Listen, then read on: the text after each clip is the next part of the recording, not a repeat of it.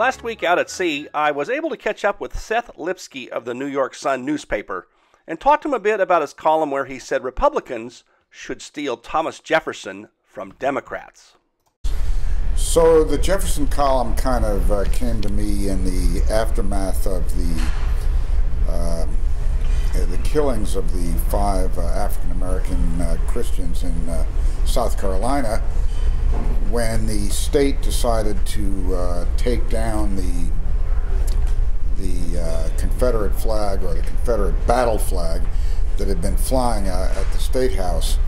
You know, I edit what historically was a Northern Republican newspaper. That was the flag of the Sun that I picked up, and you know, our position has been that the Confederate flag should have come down long ago, that it was inevitably to a Northern Republican a symbol of treason.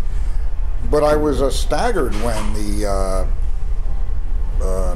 action went from lowering the Confederate battle flag to the Democrats trying to eject Jefferson as their patron saint. I mean, Kennedy had spoken glowingly of Jefferson. Bill Clinton, his middle name is Jefferson, and he too, and you know, they have the Jefferson dinners and the Jefferson-Jackson dinners, and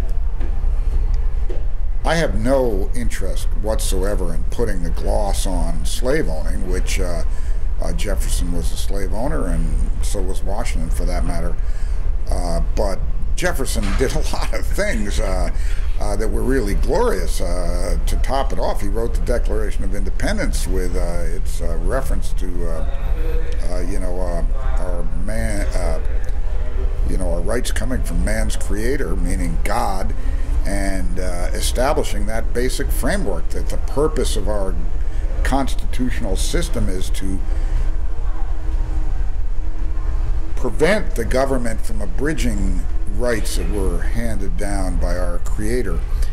And so Jefferson also came to stand for the wing of our debate that stood for limited state level government. And you know, I thought between those two broad themes, he just fit right in with the Republican Party of modern times, and we just ought to claim him. We ought to kidnap him. Well, Democrats for a while, starting with Franklin Roosevelt at least, maybe Woodrow Wilson, tried to steal Lincoln from Republicans. So now it's time to return the favor, I think. Right. Well, I think we've got Lincoln. We've still got Lincoln, I believe, and we just need to add Jefferson. And I don't know who the Democrats can end up with. You know, Jimmy Carter and Barack Obama. That's about it. But so that was that column. You know, one of my favorite historians among a group of New York-based historians of the American founding era is this friend, great figure, Myron Magnet. Right, sure. So Myron is always warning me against giving too much credit to Jefferson. So I had a little, you know, he says he likes, you know, the rights coming from God's creator and all that. But other than that, he worries about Jefferson, who, you know, tilted toward France and the quasi-war and all that. Well, that's true. There's some funny parts to Jefferson, but I think, if anything, I mean, remember, it was Jefferson to whom Lincoln said we give all honor, because he laid out the principle by which we knew how and why to get rid of slavery. And by 1860, Democrats had gotten very confused about that, and I think they still are. So my methodology for turning out these columns is often to touch base with someone who wants to warn me off of what I'm saying to make sure I don't run off the rails. So I called Myron, and he warned me against going too far, and the column came out, and then I got a lovely note for him saying, you know, that was a great column, you were right. So I think I'm confident in saying we should just grab Jefferson while we can and make the most of it. The broader picture is we have a party trying to find a way to construct in the coming election a big tent the way Ronald Reagan did. And, you know, we've got the free market, low tax thing, but, the Jeffersonian wing of the Democratic Party would be part of constructing a big tent. And I think it's, in that sense, it's an important point. Yeah. Might you do a follow-up column on Jackson? Oh, ho, ho. So, one of my favorite issues is constitutional money and honest money. A debate in which Jackson is just central in American history. Hamilton, who built our financial system, our monetary structures,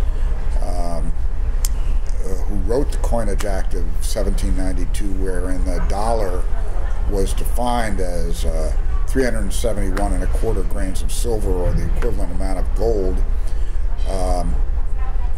Set up the first central bank, and then the second central bank came along and got way too powerful and really tried to undercut the Congress of the United States and the president. And Jackson defeated the central bank in what became known as the Bank War. And I think that's an extremely germane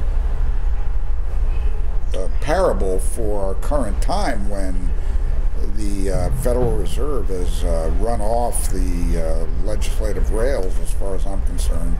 And I now believe one of the great issues is finding a way to convey the importance of a gold-based, honest dollar, of which Jackson's farewell address was devoted entirely to that. Right. It's one of the great monetary statements in the history of the world, frankly. So he had a lot of flaws too, but he had a lot of virtues, as not unusual with anybody.